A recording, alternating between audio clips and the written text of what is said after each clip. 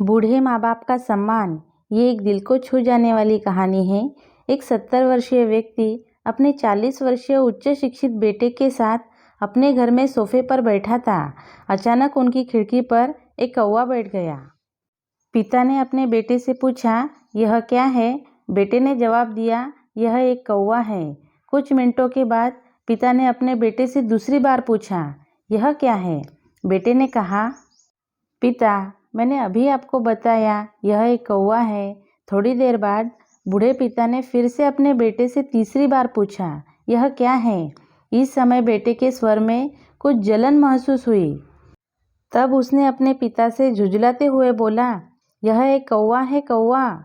थोड़ी देर बाद पिता ने फिर से अपने बेटे से चौथी बार पूछा, यह क्या है? इस बार बेटा अपने पिता पर चिल्लाया, आप मुझसे बार बार एक ही सवाल क्यों पूछ रहे हो? हालांकि मैंने आपको कई बार बता चुका हूँ, यह एक कौवा है। क्या आप इसे समझ नहीं पा रहे हैं? थोड़ी देर बाद पिता अपने कमरे में गए और एक पुरानी डायरी लेकर वापस आए, जिसे उन्होंने अपने बेटे के जन्म के बाद से बनाए रखा था।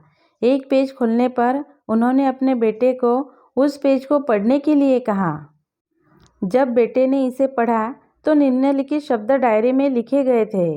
आज मेरा 3 साल का छोटा बेटा सोफे पर मेरे साथ बैठा था। जब खिड़की पर एक कौवा बैठा था, मेरे बेटे ने मुझसे 23 बार पूछा कि यह क्या है, और मैंने उसे 23 बार जवाब दिया कि यह एक कौवा है।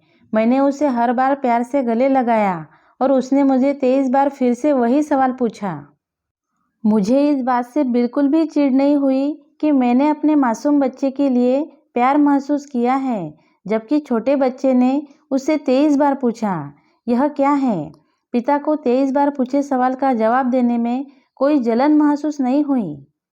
और आज जब पिता ने अपने बेटे से सिर्फ 4 बार यही सवाल पूछा, तो बेटे को चिढ़ और गुस्सा महसूस हुआ। इसे पढ़कर उस बेटे को अपने किए गए व्यवहार का पता चल गया था, जिससे चलते अब वो मन ही मन बहुत ही शर्मिंदा हो रहा था। शायद उसे अब किए गए अपने बूढ़े पिता के प्रति व्यवहार पता चल गया था। इसलिए यदि आपके माता पिता जब बुढ़ापे में होते हैं, उन्हें न तो पीछे छोड़े और न ही उन्हें एक बोझ के रूप में देखें, बल्कि उनके साथ एक दयालु शब्द बोले। शांत, आज्ञाकारी, विनम्र और उनके प्रति दयालु बने। अपने माता पिता के प्रति विचारशील रहे। दोस्तों, ये कहानी छोटी ज़रूर है, लेकिन इससे हमें बहुत बड़ी सीख मिलती है। इस कहानी के बारे में आपकी क्या राय है, या आप मुझे कमेंट करके बता सकते हो। कहानी अच्छी लगे तो लाइक शेयर कर देना, और आप अगर मेरे चैनल पर नए हो तो सब्सक्राइब कर देना। Thank you.